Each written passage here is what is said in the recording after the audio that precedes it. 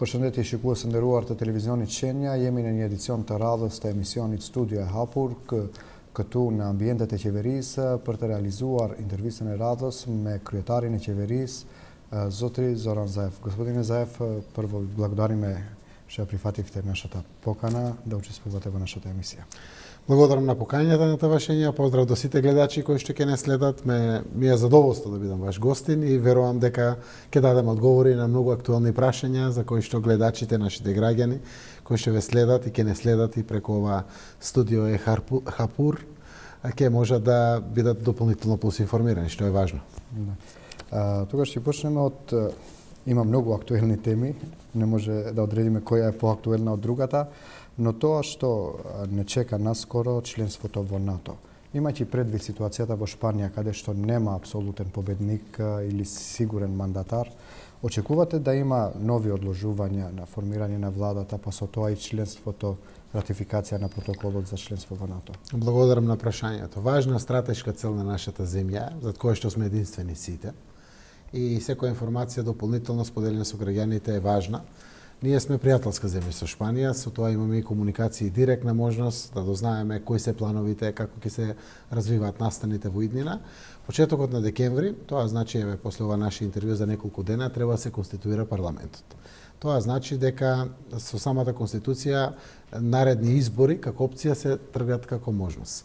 Веќе е објавена коалицијата помеѓу двете големи партии, партијата на премиерот Педро Санчес и Подемос. Им фалат уште 21 пратеник. По информациите кои што ги добиваме, тие ќе ги пронедат пратениците, а имат плюс алтернатива пракса на малцински влади. Поученото искуството дека и додат на избори, тоа ќе ги повтори само резултатите, ништо нема да промени. Тие веќе објавија коалиција, што е значајно за нас, така да средината на декември се очекува да се формира владата во Шпанија. Автоматски од тука броиме веќе 30 до 40 дена за самиот процес на ратификација. Тој мора да помине повторно низ владата, иако еднаш помина, заради тоа што нов парламент, сето тоа што парламентот веќе не го потврдил, мора да се врати повторно на владина седница. Она што ни го кажаа пријателите од Шпанија е дека брзо ќе помине на владина седница и периодот неопходен во парламентот низ комисиите да помине. Некаде средината на јануари можеме да очекуваме ратификација од Шпанија, за да остане нашата ратификација како наредна 30-та земја членка или 30-та ратификација. До сега имаме 28 ратификации, останува само Шпанија. Тоа значи ние очекуваме крајот на јануари, почетокот на февруари да бидеме полноправна членка на НАТО. Треба да знаат граѓаните дека овде нема одлуки. Со конечната наша ратификација, последната ратификација, ги депонираме документите во депото во Вашингтон и со тоа стануваме полноправна членка на НАТО. Секако јас на 3 и 4 ќе бидам во Лондон на НАТО самитот по повод 70 годишнината, како следна земја членка, ќе учествуваме на сите состаноци, ќе дебатираме, ќе го немаме формалното право на глас, но со нашата дебата и така како можеме да дадеме прилог во растот и развојот на најсериозниот безбедносен сојуз на светот, тоа е НАТО. Кога сме кај безбедносниот сојуз, отворена е неколку пати као тема дека имаме придобивки од НАТО. Но да се обидеме нешто по-конкретно, по-пластично. Што ќе добиеме со членството во НАТО во економски, развоен, па и безбедносен план? Прво, економијата нема никакви перспективи без безбедност, сигурност, стабилност. Најпрвата придобивка, директна придобивка е стабилност, сигурност, безбедност, траен мир, никој пат повеќе војни, никој пат повеќе конфликти. Тоа е голема придобивка. Јас сум родител на деца, веројатно и вие новинарите си имаме деца дома, како татковци, но и мајки, никогаш повеќе да не мислиме дека децата треба да одат во некои борби, во некои конфликти, во некои војни или слично. Тоа е многу значајно. Втората значајна работа, која тоа е веќе апсолвирано прашање и осигурано, значи економија. Првите резултати од поканата за НАТО, која добивме лани беше тоа во јули месец на самитот во НАТО, во Брисел, тргнаја економските резултати. Инвестициите рапидно порасна. 624 милиони евра завршивме инвестиции. Оваа година продолжува целиот овој интензитет. Работните места ги броиме, ги гледаме во кои компании, колку десетици, колку илјади, колку стотици Завршија со тие компании има или може да се чекат посериозни компании инвестиции уште кои чекат конкретно членство? Јас го кажувам само како најава. Значи НАТО ќе го постигне ефектот што го постигнал во сите земји. Тоа е зголемување неколкукратно на бруто домашниот производ, отварање неколкукратно на работни места повеќе, трендот на невработеност да паѓа со уште поголем интензитет. Еве веќе денеска кога даваме ова интервју на владата поминавме законот за стратешки инвестиции во државата кој што дава брзи ленти на големите инвестиции. 5 имаме со по 100 милиона, 140 милиона, 200 милиона, 240 милиона и 350 милиони евра. 5 конкретни инвестиции кои што се надеваме дека ќе одат по таа брза трака. Секако она што го преговараме во моментот, тоа е и големи други инвестиции кои што го очекуваат НАТО статусот за да конечно ги донесат одлуките и тоа се големи придобивки. Тоа ќе го дигне економскиот стандард на граѓаните, тоа го зголемува бруто домашниот производ. Ако го зголемува бруто домашниот производ, гледаме дека има пари и за пензии, и за плати, и за да поддржиме приватниот сектор, да ги покачува платите, па ние да плаќаме придонесите, да го јакнеме севкупниот економски стандард на едно повисоко ниво, со еден квантен скок, кој што од иста страна значи зголемена потрошувачка приватна на граѓаните, кој што, знаете, државата е партнер секаде. Даноци имаме при секое наше трошење, тоа повторно носи пари во буџетот, кои што значат и нови плати, но значат и нови детски градинки, нови школи, нови водоводи и канализации, нови патишта, железници, гасификации и се тоа на болници, инструменти во болниците, се тоа што е важно за поквалитетен живот. НАТО значи многу. Тоа го добиле сите земји. Да не го кажувам другиот аспект, кој што многу малку се дебатира во државата. Некаде НАТО Сојузот за своите мисии, за своите институции користи, не знам, околу 100 милиарди евра мултиануал буџети, повеќе годишни буџети. Ние, еве 30 земја, 3% да учествуваме со тоа, 1% да учествуваме со тоа. Да дадеме, не знам, домати, компир, тоа што го имаме, нашите јаболка за војниците, на секаде е сериозна можност. Ги добиваме тие права, можеме да учествуваме, нашите компании веќе вадат НАТО сертификати, ние како земја во партнерство за мир или кандидат веќе имаме пристап до оваа работа, тука се отварат рамноправни пристапи. Сето тоа ако носи едно 300, 500, 700 милиони во евра нови пласмани на наши производи, тоа ќе значи дополнителна акцелерација или забрзување. Планирате нека стратегија да им помагате на компаниите да се спремат за такви тендери, такви набавки? Ние веќе ги помагаме. Ние ги помагаме. Неколку компании се кај нас акредитирани за оваа работа. Да не ја спомнам само едната, Еколог. Таа е наша македонска компанија со седиште во Тетово, има своји секако седиште во Германија во одредени градови, но работи на мисиите на НАТО насекаде по светот. Имаме други компании кои што работат на IT во НАТО, имаме компании кои што работат на друг вид на пласман на одредени потреби на НАТО. Сите тие може да го споделат своето искуство со другите земји кои што сакаат да се подготвуваат за тоа, така да државата колку повеќе биде од помош на компаниите, толку повеќе ќе си донесе за државата поголеми бенефити. Да се навратиме на другиот сегмент од интеграциите, евроинтеграциите. Веќе е објавена новата методологија или планот за реформи предложен од претседателот Макрон. Дали ова методологија може да доведе до ново одложување на датумот или поконкретно дали сте оптимист дека во месец мај ќе добиеме датум за преговори со Европска Унија или заради методологијата може да се одложи за следна година? Јас повеќе нема да калкулирам со одредени датуми, заради тоа што ниту јас можам да издржам, ниту нашиот народ веројатно ново разочарување. Нека одлучат тие, па нека ни изненадат позитивно. Ние да работиме на реформите, да продолжиме по европската интеграција и процесите кои што се пред нас, за да ги постигнеме. Новиот non-paper, како најава за новата методологија, е надежна работа. Таа треба да дискутират сите земји членки, да помине низ Европска комисија. Сакаме и ние да учествуваме со нашите согледувања. Самиот non-paper мора да каже кога почнува процесот, каков сноп на поглавја се отварат и кога завршува процесот. Ако сме добри, кога имаме шанса да бидеме членка. Ако не сме добри, кога тоа ќе се одлучи. Таквите информации треба да ги имаме, мора да даде компетативност на регионот, тоа значи да се надпреваруваме со другите земји, Албанија, Србија, Црна Гора, Косово, Босна и Херцеговина, имајќи во предвид дека Србија и Црна Гора веќе преговарат, тоа што им е постигнато треба да биде прифатено, нормално, земено во предвид и да продолжи компетативен процес.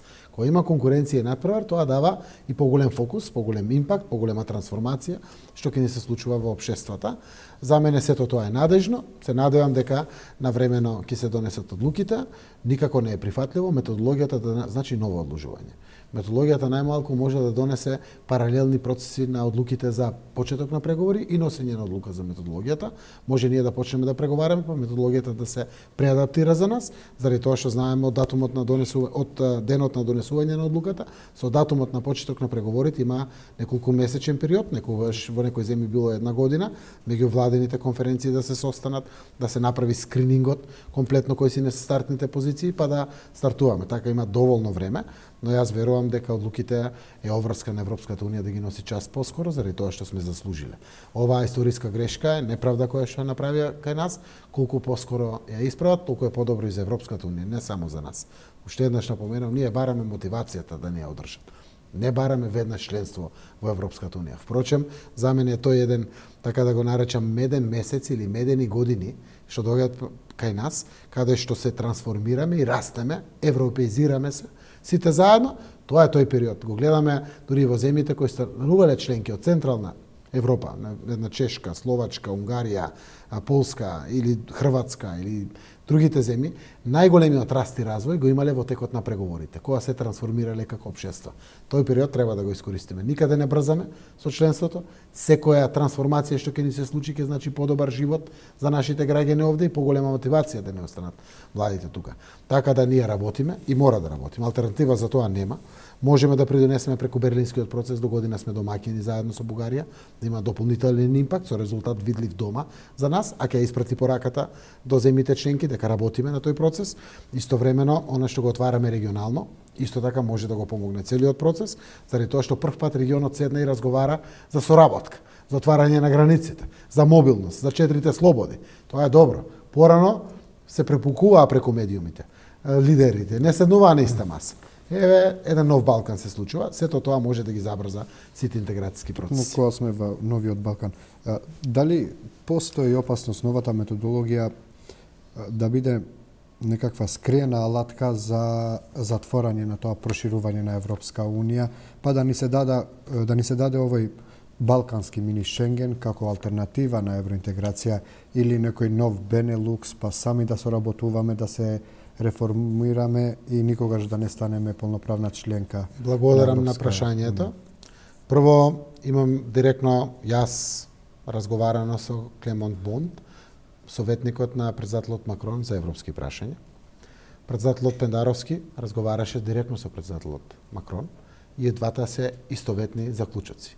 Франција е за проширувањето на Европската унија со Западен Балкан, вклучително и Северна Македонија. Франција не нуди алтернатива за проширувањето, туку бара ефикасен модел кој што ќе постигне вистинска трансформација во општеството. И тоа граѓаните треба да го знаат. Значи, она што некој го нарекува мини Шенген, друг го нарекува мини Југославија, јас го нарекувам забрзување на регионалната соработка овде, сето тоа дефинитивно може да биде од помош и во прилог на нашиот интегративен процес. Ние досега се трансформираме со помош на Европската делегација, Европските комисии, Европските институции и Берлинскиот процес, кој што е директна алатка за Западен Балкан, но ова што го правиме може би сами плюс. Да биде додадена вредност на целиот овој процес, да ги искорениме сите оние слабости на функционирање, а со тоа да ги искористиме неискористените капацитети кои што постојат помеѓу нас, за да направат една акцелерација или еден бустинг на целиот процес. Ако треба да станеме членка за 10 години, зошто да не станеме за 7 години? Или ако треба за 7 години, зошто не за 5 години? Целото тоа мислам дека ќе биде од огромна помош на процесот на интеграција и на Република Северна Македонија, но и на целиот регион во Европската унија. Освен забрзување на интегративниот процес, кои би биле другите придобивки од ова балканска соработка, која популарно веќе се вика Балкански Шенген? Пријателство. Ова пријателство кое што го изградивме како влада. Со земји прво од соседството. Со сите бевме раскарани. Не беше тоа пред 100 години, пред 2,5 години беше. Сега сме пријатели со сите. Има еден позитивен натпревар кој повеќе ни помага. Ајве, во Европската унија ние имаме два соседи, членки на Европската унија, Грција и Бугарија. И двете ни помагаат. Двајцата премиери, тие имаат своји резерви, тие уште дебатираат, кој по преспански договор, кој по договорот за добросот, но двете одат таму и помагаат. И тоа е една убава новина. Ова пријателство кое што го изградивме со Бугарија, со Грција, со Албанија, со Косово, со Србија, фала Богу, е заразно. И се прошири по целиот регион. И сега градиме пријателство. Ние сме мал регион. Кога ќе земете глобусот, целиот регион со прстот ќе го покриете. Значи толку сме мали во делот на светот. И во Европа сме мали. Обкружени сме со Европска унија од секаде. Треба да бидеме навистина неодговорни ако не го искористиме потенцијалот на соработка. Мали сме. Западна Европа, Северна Европа, Централна Европа. 10 пати повеќе ќе не почитуваат ако ние се здружиме. Ако бидеме уште поефикасни. Но зборувам без предрасуди целиот регион. Целото тоа здружување. Сигурен сум дека полесно ќе допринесе да се реши прашањето со Косово. Да се реши Босна проблемот, кој што го има. Здружени, со споделени искуства, фокусирани заедно, во интегративните процеси во Европската унија, но со унапредена соработка. И како може да помогне. Нека трае пријателството. Низ пријателството може да очекуваме договори, подадени раци, помагање меѓу себе, споделени искуства, пријателство помеѓу народите овде, затоа што тоа е едината. 21 век сме. 4-та индустријска револуција се случува. Младите луѓе се на интернет поврзани, сега се во Јапонија, утре се во Канада, сега се на европскиот континент. Се е глобално село. Дајте малку да бидеме поодговорни сите и фала му на Бога, сите сме поодговорни. Јас верувам дека секој одминат месец ќе оградиме тоа пријателство уште повеќе, за да може сите земји да одат со подинамично темпо кон она што го очекуваме, а тоа е повисок економски стандард овде, доволно мотивација сите да останат овде, едно пријателство и поспокојни атмосфери, политиките нека носат промени, нека се менуваат политичарите се, но нека расте целиот регион, заради тоа што на крајот на денот сите живееме овде, деца имаме, сакаме тука да ни останат, сите да бидеме тука, а при тоа да бидеме компетативни, па и со Западна, и со Северна Европа, и со Централна Европа, заради тоа што можеме да бидеме компетативни. Ние имаме наши ресурси, имаме трудолюбив народ, имаме наши предности, географската положба ни е одлична, кај што сме стационирани, можеме сето тој потенцијал да го искористиме за да имаме навистина поголема соработка.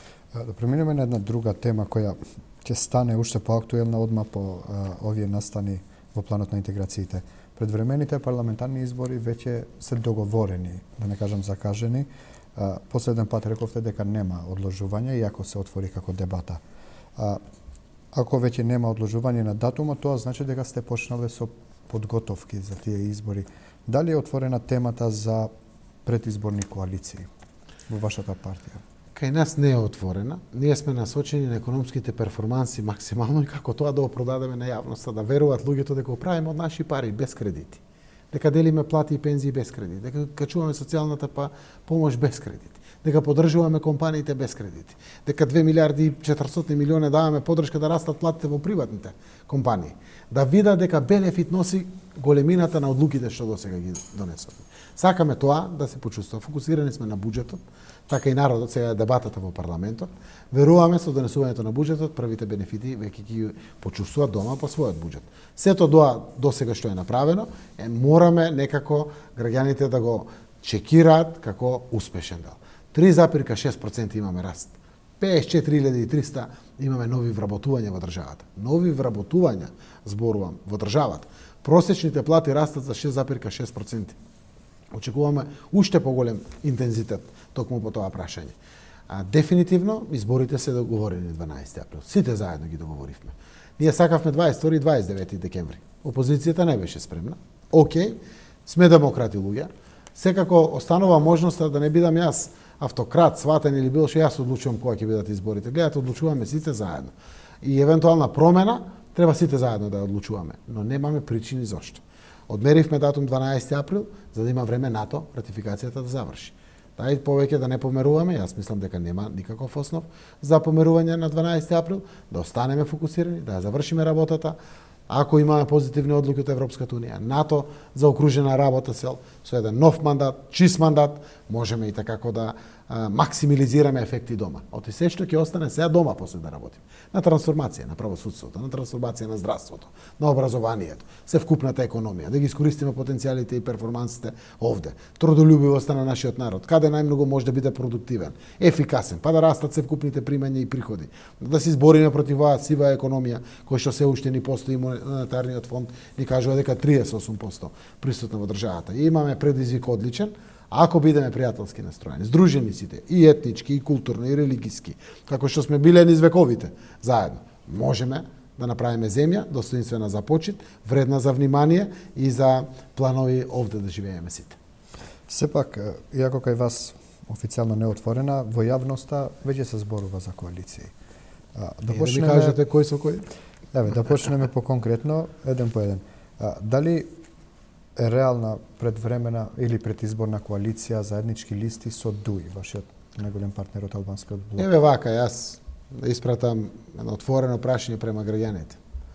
Како македонец, лидер на мултиетничка партија, со сите чекори од 2015 година наваму, што сум ги преземал во функција на едно општество за сите, ја става Социјалдемократскиот сојуз како мултиетничка партија, порано доминантно македонска партија, сега мултиетничка партија, пред единствената и уникатна можност да влезе во коалиции со албанските партии, со турските партии, со ромските партии, со огромна предност, што не е случај со мојот опонент и нашиот опонент ВМРО ДПМН, например. И таа предност е голема придобивка. Тоа значи дека ние можеме слободно да размислуваме за коалиции, предизборни коалиции. Јас верувам, ако успеавме да изградиме едно општество за сите, направивме заеднички настапи во локални избори, направивме заеднички настапи еве и во вториот круг дури со опозициони партии за претседателот на државата. Тоа не треба да застане тука, треба да расте. Јас верувам до апсолутна, целосна, комплетна еднаквост во нашето општество. Таа секако не е постигната. Многу успеси се постигнати. Треба да тежнееме кон таму. Немам предрасуди. Органите и телата доправа ќе ги носат ваквите одлуки. Веројатно ќе се носат крајот на јануари, почетокот на февруари. Но нема да пропуштам ни една можност која што ќе значи зајакнување на кохезивниот фактор во наше општество, зајачување на едно општество за сите со уште повидливи инструменти. Политиката тоа може да го помогне и може да го одмогне многу во зависност од тоа како се поставува. Така да ние сме една голема коалиција досега. Еве сме и владина коалиција плюс, во која што има и 3 албански партии, ги имаме 2 турски партии, имаме 4 ромски партии, имаме една влашка партија, имаме 2 бошњачки партии во нашиот круг, имаме 2 српски партии во нашата коалиција, така да и обстојуваме. Имаме и добра соработка. Заедно трчавме неколкократни избори. И така ќе продолжиме во иднина, така да делот на одлуките за коалициите ќе ги донесеме во соодветно време. Зошто сега не се носат? Да знаат граѓаните. Прво не знаеме дали ќе има една изборна единица или ќе останат 6. Законското решение е отворено во парламентот, допрво ќе се дискутира. Ако е една изборна единица, тоа дава право на малите партии да бират, да одат сами и да одат во коалиција. Втората важна работа, ако останат 6, тогаш ќе знаеме како да ги склопиме коалициите. Трето, програми. На основа на програми се прават коалициите. Четврто, јас би сакал да доживеам момент кога заедно се коалициони партнери во избори, во коалиција, уште пред самите избори. Тогаш тоа значи програма однапред презентирана пред граѓаните. За сметка на минатото, кога програмите ги презентира и македонските и албанските партии, и на крајот пупу не важи ништо, ај сега тука ние ги договориме нови компромиси. И што е ветувањето на граѓаните се изгубило. Не, тоа е почесен пристап, ако имаме капацитет сите тоа да го направиме. Така да многу е рано да зборуваме за тоа. Можноста отворена за сите партии, освен ДУИ. За сите зборам. И за опозицијските и за другите партнери. За сите партии. Јас уште еднаш кажувам, јас сум сериозен човек, јас работам секој ден со партнерите овде во владата. Тоа е ДУИ, тоа е Алтернатива, тоа е ДПА, од албанските партии зборувам, плюс другите коалициони партнери кои што ги имаме. Довербата е голема. Донесовме сериозни одлуки на државно ниво. Ги решивме прашањата со соседите. Еве на НАТО членството ќе дочекаме. Дај Боже брзо да се дочека и датумот за почеток на преговори. Ние сме ги исполниле очекувањата на нашата нација, комплетно сите. Во едни такви околности не би бил честен ако не признам дека има и проблем. Ги гледат граѓаните. Нема, ќе се нападнеме по една друга работа, не јас и Ахмети можеби, но Мухамед Зекири и Блерин Беджети или не знам, одредени други наши функционери со функционери од ДОИ.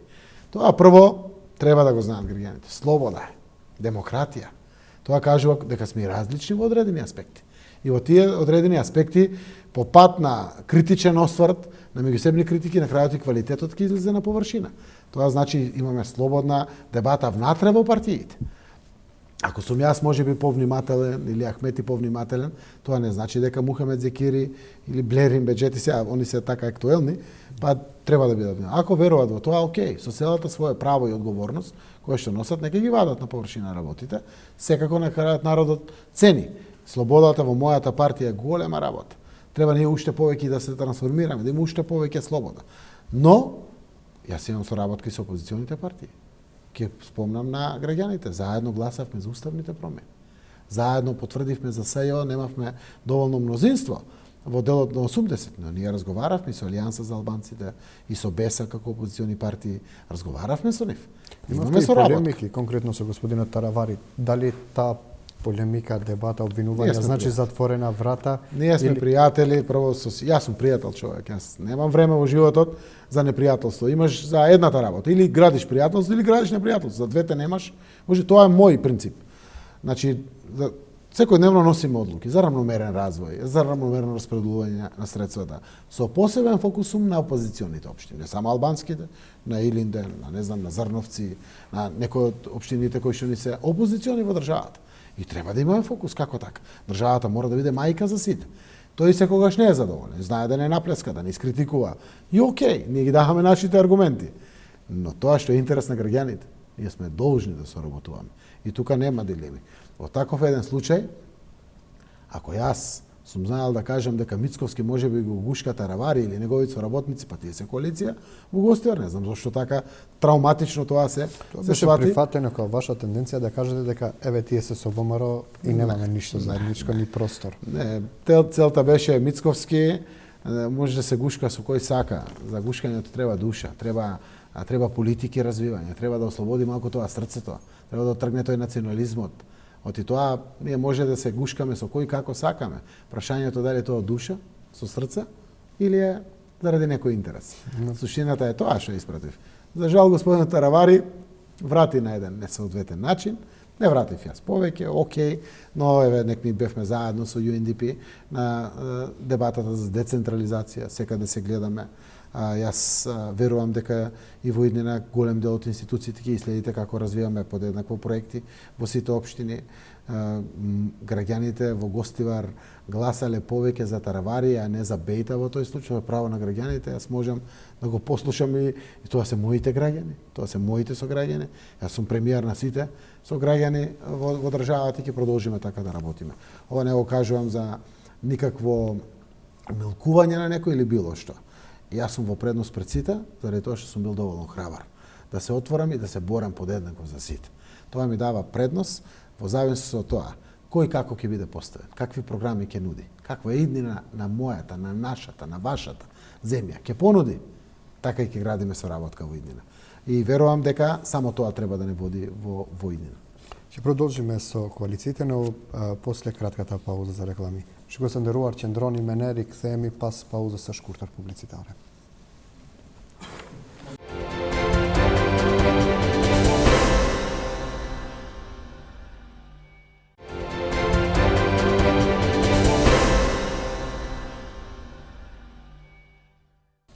Rikthehemi në pjesën e dytë të emisionit Studio e hapur për gjithëshikuesit cilët janë kyçur në këto momente.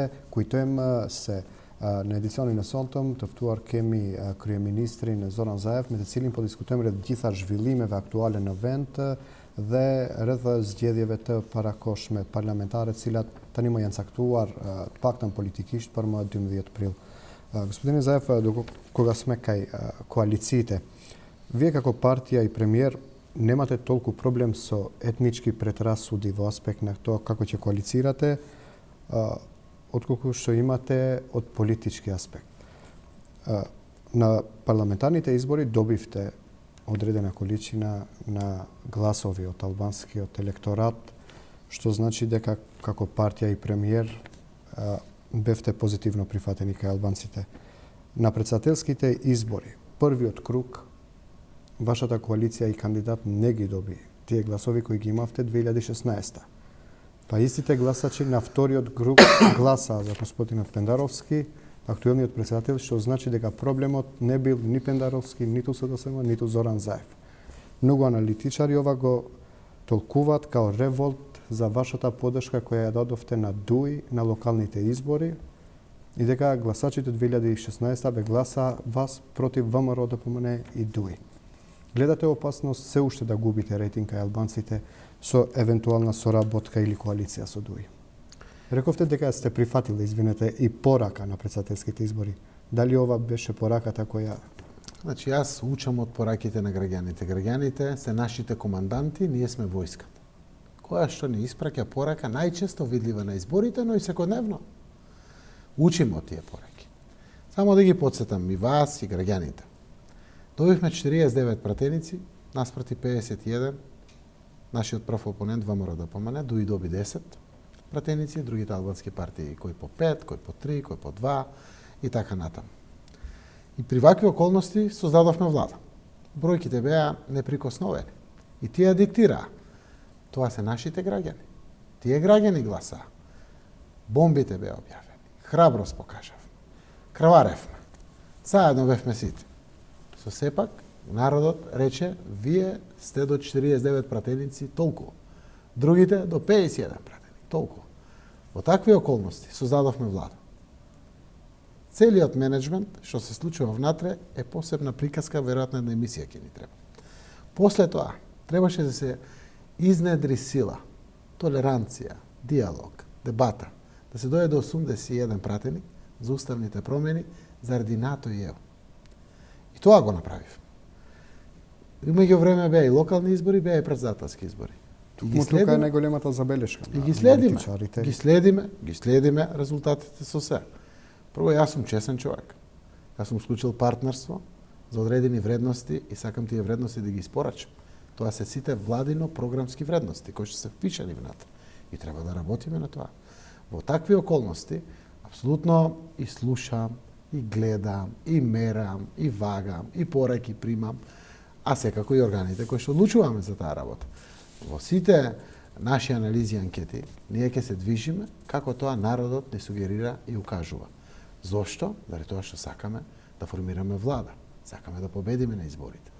Убедени сме дека заслужуваме уште еден чист мандат, во кој што ќе нема преспа агримент, во кој што ќе нема договор со Бугарија, во кој што НАТО и ЕУ ќе бидат апсолвирани прашања, во кој што ќе можеме да покажеме на вистина економска еднаквост на сите, економски перформанси, промена вистинска и во правосудство, и во здравство, и во образование, и во борба против криминал и корупција. Се, видливо.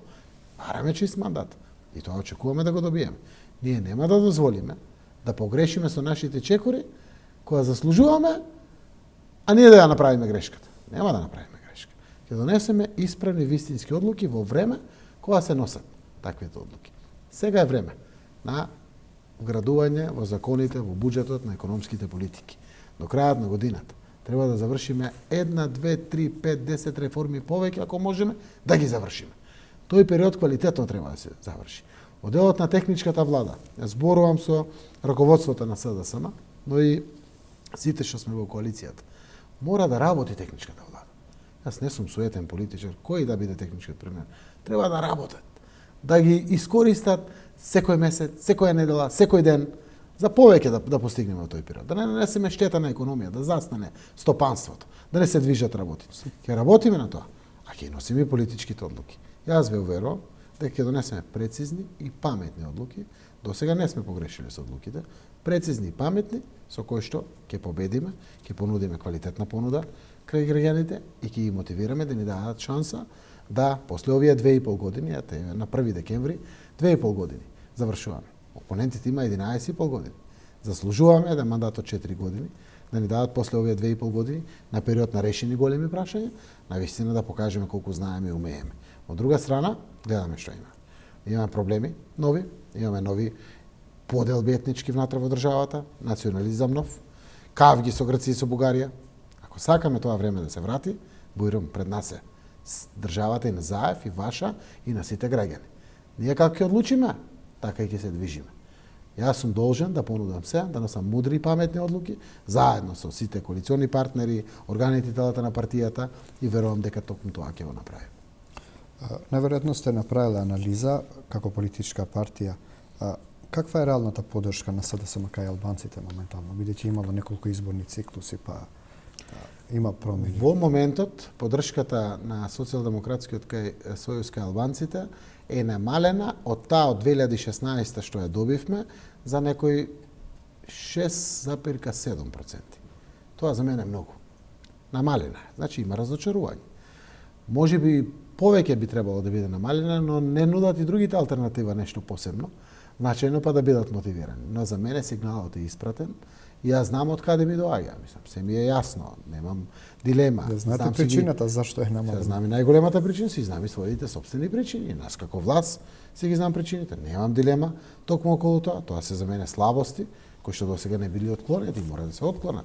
Но истовремено сум среќен што 93,3% од албанското население кој што не гласало од 2016 таа цела голема група на граѓани наши сепак останале да не подржуваат.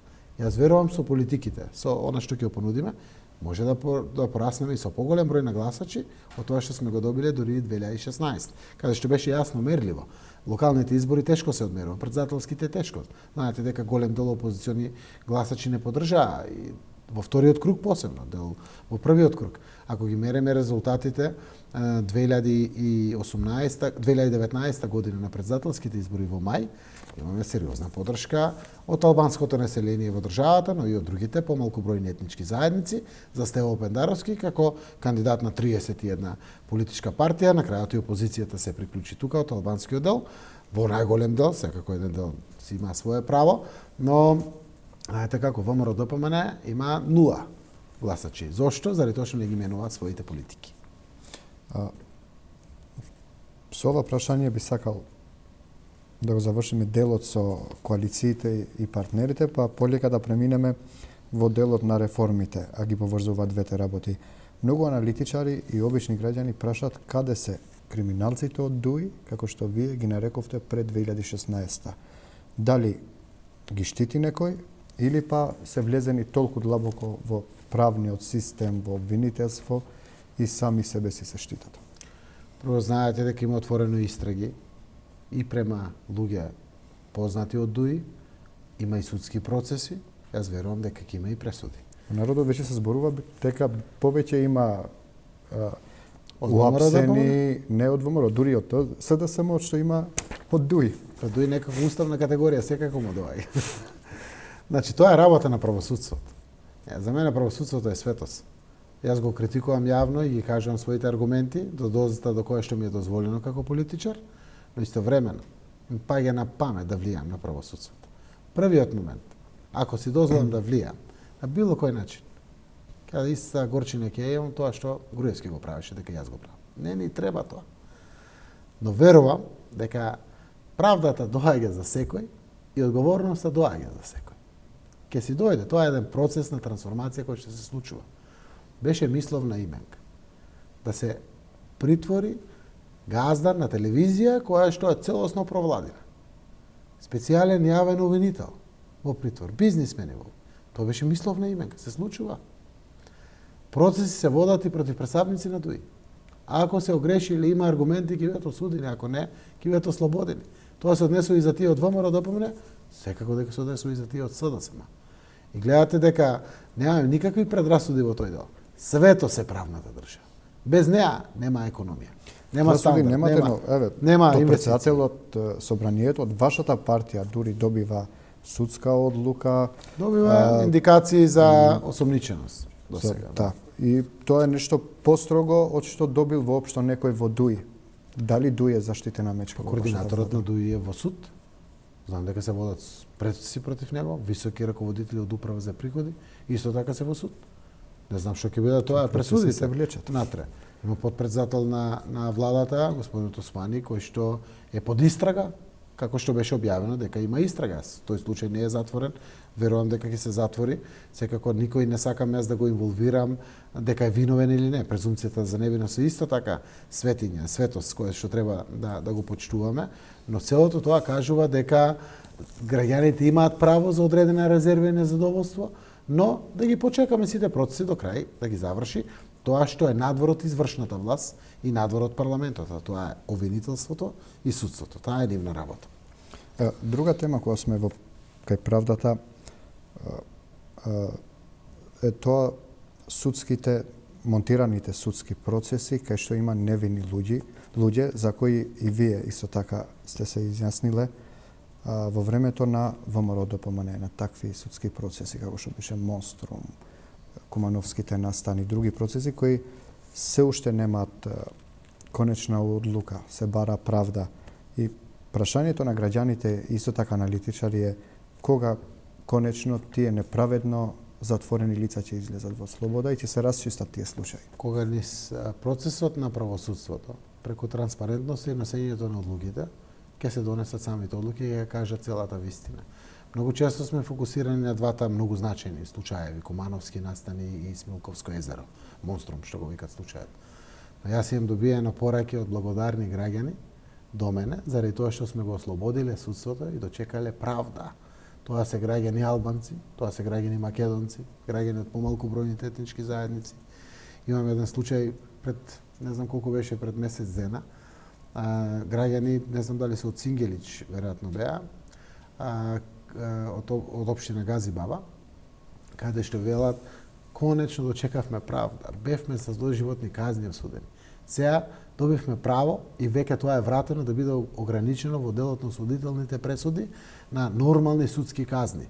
Или едни ми кажува дека фала Богу дочекавме правдата и вистината излезе на површина. Јас се радувам на такви работи. Многу малку се видливи за граѓаните. Но сум создал јас и оваа влада услови за непристрасно и независно судство многу повеќе од тоа што беше. Тоа не е до крај. Секако она што го очекувам. Јас го знам тоа. Јас горам во себе кога ќе видам застарени предмети, недочекување на правда. Но сум среќен кога еден дел од луѓето добија право на обновување на предметите. Ги возобновија своите предмети. Добија нов доказ, го отворија процесот. Тоа го возможивме целосно. И правдата стига. Секој пат ќе стигне. Знаете како? Секој што е огорчен од правдата, не ја дочекал, ќе го најде патот. Во вака ослободено општество. Уште многу треба да работиме. Слабости во правосудството, гледате, има и во европски земји. Се дискутира на секаде. Ние допрва сме земја во развој, кој што сака да ги направи сите и практични реформи во правосудството. Ќе има резултати големи, на добар пат сме, тоа може да го потврдат сите, многу што е променето, но на крајот на денот треба да обстоиме на тој вистински пат. Сепак се гледа потребата, веќе се признава јавно за нова реформа во правосудство. Спомнавте ветинг, најавивте. Ветинг во правниот систем. Кога ќе се спроведе и како планирате да го спроведете? Она што овие денови го разработивме целосно, прво ми дава за право да не зборувам за никаков ветинг, туку да зборувам единствено за целосни проверки во правосудството, заради тоа што тоа е во суштина еден процес низ кој што мораме да поминеме. Правосудството мора да го помине тој процес заради тоа што потребите за ваква дебата кај јавноста произлегуваат од информациите за корумпираност, за несоодветна имотна состојба, за влијание, за непотизам, за обстојување на договарање при носењето на пресудите, неголема недоволна одговорност или професионалност во делот на носењето на одлуките, зборувам и за обвинители и за суди и слично. Сето тоа можеме ние и такако да го промениме. Политиката треба многу малку да биде овде инволвирана, но имаме веќе алатки и тој процес треба час поскоро да тргне. Еден дел од луѓето секако кои што по целосна проверка на правосудниот систем ќе ослободи простор, може да биде надополнет од она што Академијата за суди и обвинители генерира. Еден дел ќе ни треба Европската унија да ни даде некој механизам за уште поголема капацитетност за луѓе што ќе доаѓаат на упразнетите места, да ги пополнат тие места. Треба едно освежување да се случи секаде. Треба и во администрација, и во полиција, и во армија, и на секаде да се случува. Но во правосудството најповеќе тоа треба да се случи. Јас верувам дека ваквите процеси брзо ќе дават резултати. Кога велам брзо, велам уште пред изборите дека ќе дават Планирате резултати. уште од сега да го Да. почнете Верувам процес? дека тоа може да се случува при едни такви процеси, но ќе покаже времето. Дали тоа соодветно има капацитет на самото општество за време на ваков период на исчекување пред изборите, дали тоа ќе треба да биде после изборите, јас верувам дека може пред изборите. Самиот процес може да не доведе до состојба во која што дефинитивно ќе има задоволство кај граѓаните дека нешто плюс се работи на практично ниво. Законите ги донесов во парламент се донесени. Имаме закони потврдени од Европска делегација, од Венецијанска комисија, се донесени законите. Сега треба да го промениме тоа што ни во главата, во однесувањето, одговорност, транспарентност, да се вргнеме, односно да се откачиме од можните корупции, да не дозволиме влијанија да трпиме од страна, да не керката е вработам таму, синот е вработам таму, ја ќе носам пресуда, онака како што ми завр... Не. Ова мора да престане. Заради тоа што нема поголемо световно право во реформи на една држава од постигање на правна држава. Од неа зависи после се и економија, и образование, и здравство, и култура, и социјална заштита, се. Кога сме кај правото, случајот Рекет стана причина реално да трпи штета и правата и довербата кон правниот систем, па и самото специјално јавно обвинителство. Дали се чувствувате злоупотребен, изневерен од луѓето на кои им верувавте да го водат овој процес? Јас сум само еден од учесниците во четирипартитниот систем, кој што го донесе законот за специјалното јавно обвинителство, избра специјален јавен обвинител и слично. И како еден од чинителите, да, сум разочаран од специјалниот јавен обвинител. Тоа што барем до сега го слушам и го гледам. Јас сум тој што го пријави случајот, не знаејќи до каде ќе допре тој случај, го пријавив, заради тоа што видов дека постои таков случај. Еве како оди истрагата и дојде до обвинение, сега веќе и на јавноста и на мене ми е малку појасно. Сум разочаран. Крварев, семејството ми беше пред закани, децата, заради вербата во татковината и во правната држава. И сум разочаран. Ама не сум во сите други обвинители разочаран. Специјалното јавно обвинителство има свој институционален капацитет. Оваа држава има пари потрошено за тој капацитет. Има инвестирано во тој капацитет. Меѓународна заедница работеше со тој капацитет. Пари странски дадоа во тој капацитет. Таму се 10 јавни обвинители. Таму се истражителите. Така е. Ризикува. И истражителите се таму. Стручни соработници се таму. Таму се стручно административните служби. Сите.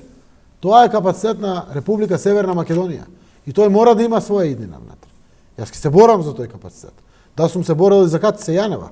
Ме разочарала и што треба да ги предадам и тие луѓе другите? Не, тие немат ништо со тоа. Катица Јанева пред суд и таму ќе се докаже целата постапка. Судот ќе си донесе одлуките. 10 обвинители, сите истражители, стручните соработници, административната служба. Треба да сме наивни, глупави, овој капацитет да не го искористиме. Треба да го искористи. Јавното обвинителство треба да го искористи. Да биде на располагање. Затоа што збориме нема капацитетност од кај да дополниме. Ево од кај да дополниме. Има луѓе, дај да ги земеме. Таму има шефови, Јовевски се вика, Вилма Руцковска се вика, Рајчев се вика, не знам, Миле Петкова Струмица се вика, што ги знам некои обвинители, ги знае јавност. Нека управуваат со тој капацитет, за да можат дефинитивно да бидат од помош на државата и да завршуваат својата улога во општеството за тоа што постојат.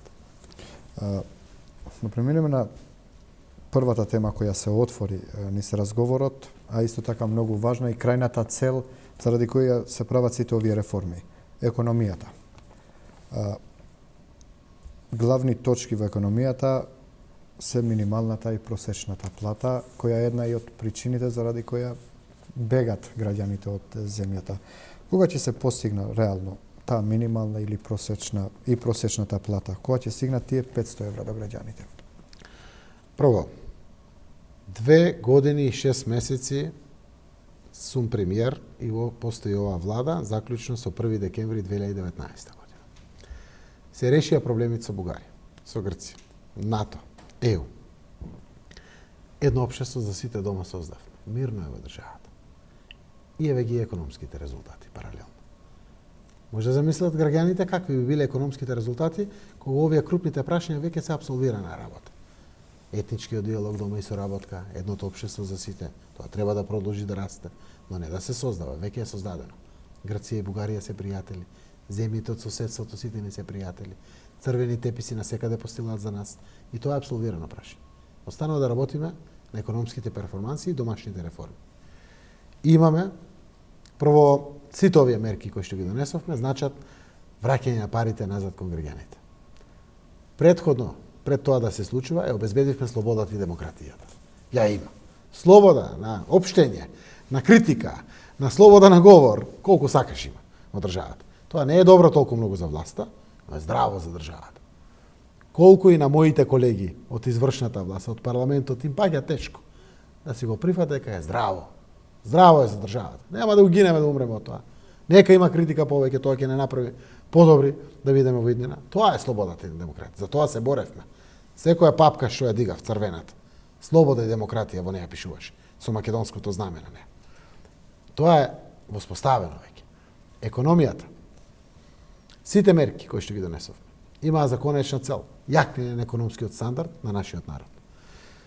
После 2,5 години, еве го народот чувствува бенефити. Имаме 5,8% раст на пензиите. Од 730 денари до крајот на годината 2020 930 денари. Скоро 1000 денари има нова пензија плюс, што доаѓа кај граѓаните. Платите на здравствените работници растат од секој можен аспект. Капитациите на матичните лекари, стоматолозите, гинеколозите од приватна пракса и сите други од приватна пракса од 15 до 21%. Специјалистите до 40%. Медицинските сестри сега 10% од февруари тоа што почнува, но претходно имат 5% и плюс 5%. Сето заедно.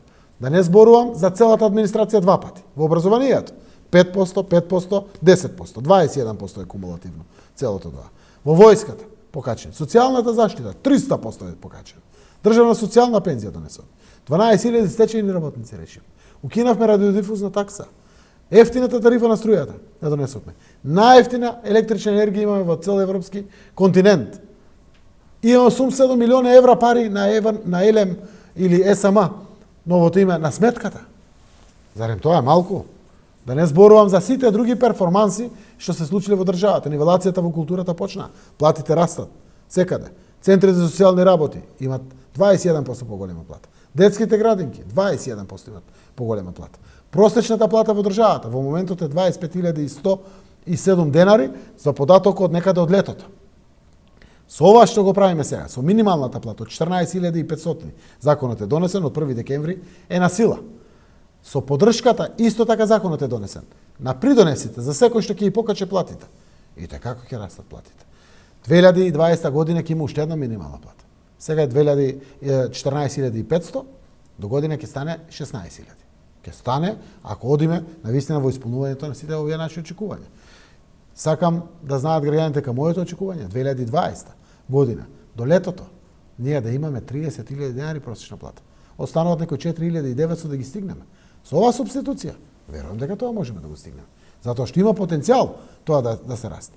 100.000 денари специјалистите зимат вкупни примања во терцијалното здравство, декаде до 90 стана 92.000 вкупните примања специјалистите во општите болници и здравствените домови низ државата.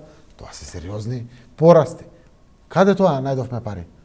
Дури прогресивниот данок го вративме назад. Нема некои нови давачки во државата. Само не одат парите во глупости. Има честни постапки и транспарентни постапки за трошењето на јавните пари. Алоциравме од наши пари. Алоциравме пари за да се враќаат кон граѓаните. Тоа е сериозно. Економист сум, очекувам вака зголемена приватна потрошувачка на нашиот народ. Истовремено ќе ја помогне плюс економијата. Кои имат пари повеќе граѓаните, тие ги трошат парите. Очекувате овие мерки да придонесат за во иднина платите сами да растат од пазарна економија, од потрошувачката, за да нема државата потреба да субвенционира раст на платите? Ние го пребрегнуваме овој круцијален момент кога треба да го направиме квантниот скок. Притисокот за растење на платите е присутен. Нема квалификувана работна сила. Тие што се 17,5% невработени, најголем дел работат на сивиот пазар. Некаде вадат пара. Работат, не се регистрирани. Што правиме? Државата подава и лево и десно рамо. И вика, ајде вие газите, дајте ја платата, немојте таму во плик да давате и кеш, да дајте плата. Вие сите, за да имате квалитетни работници, дајте малку тоа профитот повеќе на работниците. Државата ќе ви плати, придонесете. Работниците, дајте регистрирајте се сите. Државата има капацитетност да игра вакви 2 милиарди и 400 милиони денари. Определивме пари за тоа. И ќе определиме уште повеќе. Само нека растат платите во иднина. Играме улоги транспарентни, одговорни за нашиот народ. Кога сме кај квалификуваниот кадар и новите инвестиции. Се знае дека нови фабрики, нови дејности ќе барат нов кадар професионален. Во регионот веќе се практикува европскиот модел на дуалното образование, па определени смерови во средното образование. Дали планирате такви промени во средното образование за веќе новите генерации да бидат определени кој во кој правец ќе оди, па да се исполнат и барањата на инвеститорите? Значи, веќе стартувавме со процесите, средното стручно образование, дуалното образование, веќе пример се случува по цела територија на Северна Македонија. Јас верувам дека во иднина се повеќе и повеќе приватни фирми ќе го зграпчат, за да може да добијат квалификувана работна сила, поголем број на млади луѓе, исто така ќе офатат како момент, за да можат секако да си најдат своја екзистенција по високи плати, со можност за да просперират во својата кариера. Една од мерките, која што ја кажав, која што е направена, не сум ја кажал до сега, е субституцијата преку детскиот додаток или младинскиот додаток, кој што го донесовме, точно е името младински додаток. Секој млад човек од 18 до 23 години, што ќе тргне во производство, земјоделие, било која друго производство, 3000 денари ќе добија плюс од агенцијата за вработување. Зошто да не седи дома? Нека оди да работи нешто. Ако работи, ќе се зима бруто плата, секаде кај што е социјално сигурен, 3000 дарки повеќе. Тоа ќе намали девијантни појави, алкохолизам, шетање на младите повеќе, ќе бидат продуктивни. Ќе помогнат на државата, работејќи. Да вистина продуктивноста ќе ја зајакнат. Јас верувам дека тука ќе продуцираме еден покривање на еден недостаток кој што се случува од квалификувана работна сила. Вториот дел, милиарда 140 милиони денари имаме само за тренинг и преквалификација на млади луѓе и на сите граѓани, за да може полесно да најдат работа. Трето, она што го правиме комплетно со продукцијата и на среден рок во средното образование. И после 3, после 5 години ќе обезбедува веќе квалитетна работна сила. Целото тоа што го правиме е не е топла вода која што ние измисливме измислена. Швајцарија, Австрија, Германија го прават, сега ние го применуваме тука и верувам дека ќе успееме во еден таков процес, заради тоа што и првите резултати веќе се гледат од него. И Загреб, бидејќи сме на последните минути, околу новиот буџет 2020 година, за кој делумно зборевте, опозицијата ве обвинува дека не е реален, дека е популистички, дека нема кондиција буџетот да ги реализира сите тие предвидувања. Во склоп на новата дебата собраниска која се отвори, како ќе им одговорите на овие обвинувања? Вака, до сега не обвинува дека не го реализираме буџетот. Сега вика дека не реалистички и тој не може да обезбеди толку пари за реализација на програмите. Каде е вистината? Прво, не ми беше се едно кога не критикува дека пензиите се покачали за 36 денари. Ама стабилизиравме пензиски фонд.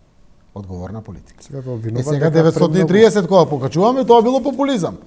Па го стабилизиравме 2,5 години пензискиот фонд, како што растеше. 14 милиарди дававме повеќе пари. Па 16 милиарди повеќе пари. Па 17,5 милиарди повеќе пари. Па 19 милиарди и 500 милиони. Стигнавме 2018 година. Со донесувањето 2019 на стабилизирачките мерки, тие 19 милиарди падна на 16 милиарди и 200. 3 милиарди и 200 имаме резервар. Што треба да направиме? Да го крадиме? Го поделивме по пензионерите. А пензискиот фонд е стабилизиран на 19 милиарди и 100. Како што се били. До година 2020 имаме 0,5% ново покачување на придонесите од плати. 0,4 од тоа одат во пензии, 0,1 во здравствениот фонд. Уште поголемо стабилизирање. Сакам и јас и вие да дочекаме еден ден пензија. За тоа работиме. Нормално, во такви едни околности. Политиките се целосно кредибилни и елементирани. Со наши пари. Не земаме пари од никој друг. Покачивме платите. Нема кредити за тоа. Наши, на граѓаните пари, кои што ги плаќаат своите давачки. И за лекарите, и за медицинските сестри, и за наставниците, и за вработените во образованието, и во културата, и во армијата, и во сите други дејности каде што ги покачивме. Но најдовме пари и за минималната плата да субституираме и помогнеме, а да субституираме и севкупното покачување на плати. За сите 790.000 граѓани што работат во државата. Ова се однесува на сите. И тоа се од сопствени пари. Извинете, 2,5 години носев и горчливи одлуки. Па на крајот валја овој народ треба да осети бенефит од сите тие горчливи одлики кои што не беа така лесни нашиот народ да ги донесе, низ парламентот, низ референдумот и се, па бенефитите треба да ги осети нашиот народ. Овие политики беа најавени уште пред да знаеме дали Европска унија ќе донесе одлука или не. Сите го знаеа дека тоа. Плановите беа декември, октомври 2020 да бидат изборите. И беа најавени политиките. Сега било тоа популизам, не е популизам. Ке си частат заедно со своите баби и дедовци кои ќе земат пензиите и ВМРО-вците. Ке седат од новата пензија, новата илјадарка, која што ќе земат меѓу 1 и 3 февруари, кога нивните и нашите наставници и учители ќе имат поголема плата, лекарите ќе бидат помотивирани, ќе пренесат повеќе знање, ќе пренесат повеќе здравје на граѓаните. Тоа е убавината на општеството. Така да, ветив економска лекција, ева економската лекција. Дополнително во периодот што доаѓа. На вака решени околности, верувам дека државата ќе има големи успеси и нешто во кое што ќе кажеме сите, можело. Ако се сакало, се можело. Така да, буџетот е рефлексија токму на тоа. Инвестираме во човечкиот капитал. За нас човечкиот капитал беше депрецесиран, беше понижен целиот овој период. Дали е така? Споредете ги платите на образованието со тие во Косово, во Србија, во Албанија, во Босна, бевме доли. Лекарите, па ни бегат. Па како ќе задржиме тука ако не им даваме плата? Ако не купиме инструменти околу нив, ако не ги реновираме болниците, ако не градиме нови болници и нови инструменти не купуваме. Тоа мора да ги оставиме тука луѓето па да водат грижа за нашето здраве. Тоа е буџет. Рефлексија на инвестиции во човечкиот капитал, а при тоа капиталните инвестиции се на исто ниво, во кое што беа и сите други години. Лани сме реализирале 22 милиарди, сега имаме 23 милиарди планирани инвестиции. Приходот расте 2019 за 7%, во 2020 сме проектирале 5,6% раст. Иако 7% го гледам, сепак е еден оптимум кој што сме испроектирали. Имаме честен буџет, транспарентен буџет, кој што и такако ќе донесе бенефити на нашиот народ. Има многу други теми за кои би требало да разговараме, но со надеж на друга прилика по развој на сите ситуации и околу тие теми, па на наредна емисија да ги отвориме сите прашања. Благодарам и на вас. Мислам дека покривме голем дел од потребите за граѓаните, од интересот на граѓаните, од сите можни аспекти. Имаме многу што да дискутираме. Јас ја почитувам оваа телевизија заради низината храброст, одважност и обстојување. Не ви е лесно и во ваков простор денеска, каде што нема некои помошти и придонеси од страна на државата, но сакам да ги охрабрам и вашите колеги сите, обстоите на независното новинарство, борете се, ја завршувате работата на седмата сила, каде што светот ја завршува. Ќе наоѓам време и да учествувам јас и моите колеги министри, пратениците што почесто и почесто, заради тоа што сте убаво освежување на целиот наш медиумски простор. Се појавивте во време кога тешко беше некој да гкне, а не па да критикува. Продолжувате со вашиот критичен осврт таму кај што секако тоа е аргументирано. Сакам да преку и моето учество, зборувајќи наотворено на сите теми, можеби кажав и работи кои што прв пат ги кажав во јавноста, мене ми е драго кога еве вака на медиум како што е Шења, тоа го правиме. Конечна цел ни е сите да си ја вршиме работата во нашата земја, државата ќе оди многу понапред. Ви благодарам на поканата и поздрав до гледачите кои што не следеа. Благодарам уште еднаш и од вас и за овие зборови. Што се нderuar, faleminderit dhe juve për vëmendjen. Takohemi në emisionin e radhës me të ftuar të tjerë dhe tema të tjera aktuale.